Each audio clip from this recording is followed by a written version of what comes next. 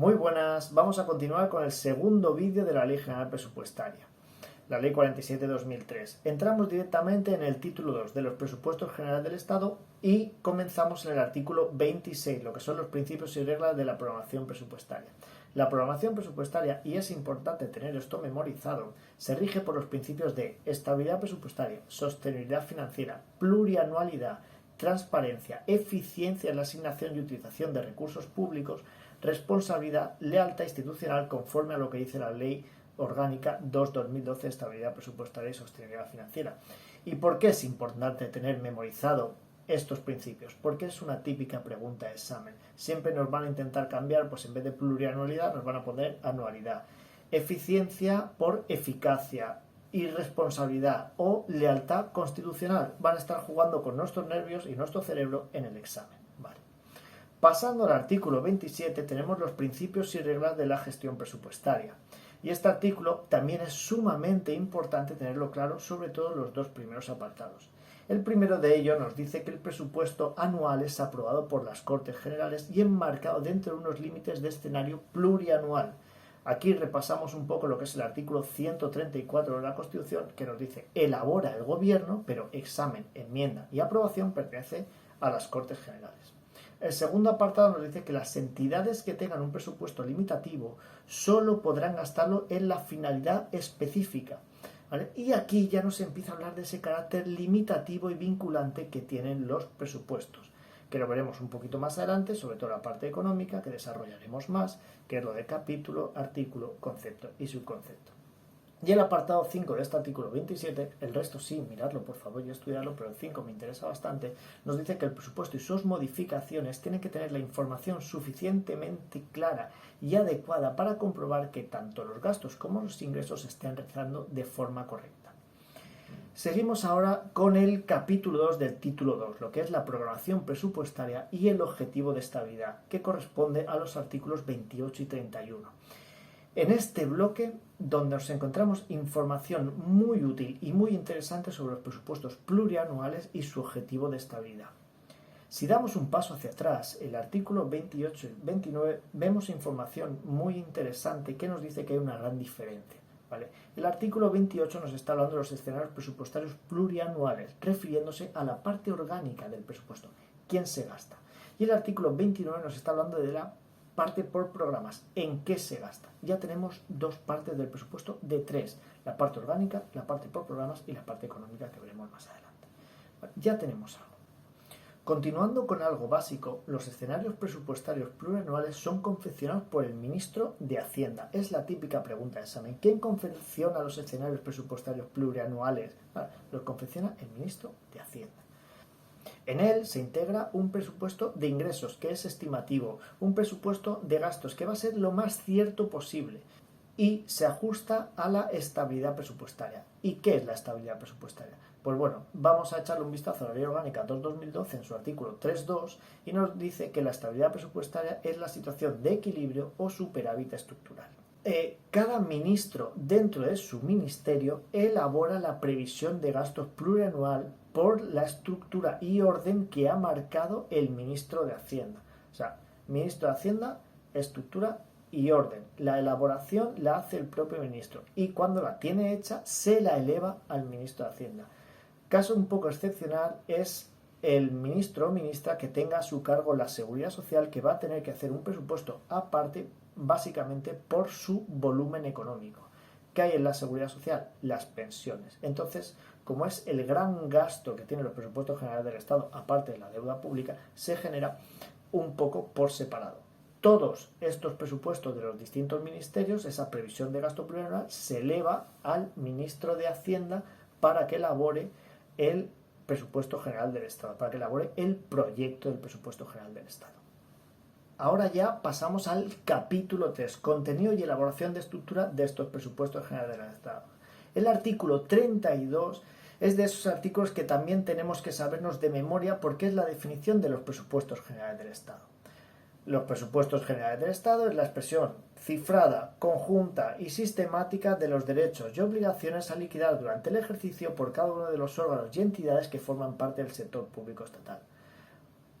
¿Qué nos van a poner en el examen? Pues seguramente nos van a poner esta definición completa del todo, y van a ir cambiando alguna palabra, omitiendo o añadiendo alguna de más. Ojito con esto, memorizar mucho lo que es la definición de los presupuestos generales del Estado. Vamos a repasar un poco de nuevo el ámbito temporal.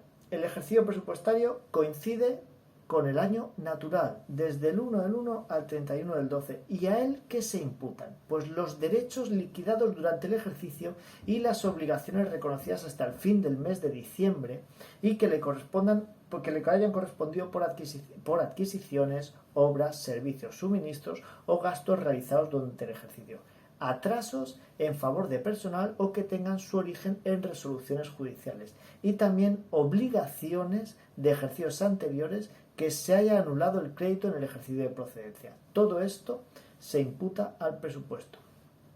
Pero el presupuesto tiene una codificación económica, ¿vale? Para cada gasto o para cada ingreso.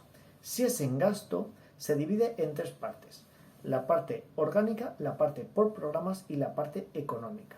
Si es en ingresos, se divide en dos: la parte por orgánica y la parte económica. Por lo demás, ahora tenemos que tener claro dos conceptos muy importantes: el programa de gasto y el crédito presupuestario. El crédito presupuestario es la asignación individualizada de gasto y el programa de gasto es el conjunto de créditos presupuestarios anual. ¿Vale? Todo esto ya lo pondremos un poquito más en contexto adelante. Lo que sí que nos tenemos que quedar es con estas dos definiciones claras, por si cabe la posibilidad de que nos la pregunten. Seguimos. En la sección segunda del capítulo tercero del título 2 nos habla de la elaboración del presupuesto, que entre sus artículos 36 y 38. Nos vale muy bien para hacer un repaso total de lo que hemos visto en este vídeo, porque voy a intentar resumirlo para que quede claro. Primero, el procedimiento de elaboración del presupuesto, ¿quién lo establece? El ministro de Hacienda, y da una serie de instrucciones al resto de ministros y ministras para que elaboren su previsión de gastos. Al final es lo que diga el ministro de Hacienda, nada más. Los ministros, cuando tengan elaborado su presupuesto de carácter plurianual, se lo pasan al ministro de Hacienda. Este lo refunde, ¿vale?, y crea el proyecto de ley de presupuestos del Estado. Es importante el apartado 3 del artículo 33. El presupuesto de ingresos será elaborado por el ministro de Hacienda. Fijaros qué importante es el ministro de Hacienda en todo esto de la elaboración del presupuesto. Hubo un año que hicieron dos preguntas seguidas en las que la respuesta era el ministro de Hacienda. Fíjate con qué mala idea, porque tú en un examen nunca esperas que dos preguntas tengan exactamente la misma respuesta. Y hablaban las dos de la creación del presupuesto. Además, cuando el ministro de Hacienda ya tiene elaborado el presupuesto, esa era el que le corresponde elevarlo al gobierno.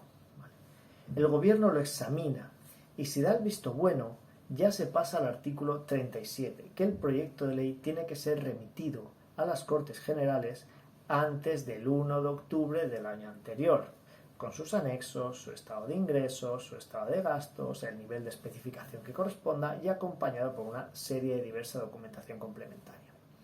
Lo recibe las Cortes. ¿Qué hace con él? Bueno, pues aprobarlo o intentar aprobarlo. Recordamos que el presupuesto general del Estado es una ley ordinaria y se aprueba por mayoría simple. No está de más echar un vistazo otra vez a lo que es el capítulo de la Constitución sobre la elaboración de las leyes. O sea, le llega a las Cortes Generales desde antes del 31 de octubre hasta final de año. Oye, que la aprueba la primera, genial, ya tenemos presupuesto para el año que viene. ¿Que no la aprueba? Pues nada, se echa para atrás, pues se modifica, se cambia, se llegan a pactos, se llegan a acuerdos y se vuelve a presentar una y otra vez hasta que se intenta conseguir aprobar. Llegamos a 31 del 12 y no se ha aprobado el presupuesto. ¿Qué ocurre? Quedan inmediatamente prorrogados los presupuestos del año anterior. ¿Qué no cambia? La cantidad económica. ¿Qué no pasa al siguiente? Los gastos que tuviesen una finalidad, ¿vale? O sea, que no afectará a gastos y obligaciones que se extingan en el mismo, pero sí la estructura orgánica se adaptará a la administración, a la organización administrativa en vigor. ¿Esto qué es? ¿Qué nos quiere decir con esto? Se estructurará a la estructura orgánica. ¿Quién es orgánica? ¿Quién? O sea, puede ser que de un año a otro pues haya más ministerios, menos ministerios, algo haya cambiado, entonces ese presupuesto se tiene que adaptar, la cuantía es la misma y se tiene que adaptar a la parte orgánica que hay administrativamente en vigor en ese momento. Yo creo que con esto ya le hemos dado un repaso completo a lo que es la elaboración, creación y aprobación del presupuesto. En el siguiente vídeo vamos a desarrollar un poco más lo que es la parte de especificación. Veremos la parte orgánica, la parte por programas y la parte económica y iremos haciendo números. Ya vamos a tocar un poco lo que es el churro presupuestario. ¿Vale? Nos vemos en el siguiente vídeo.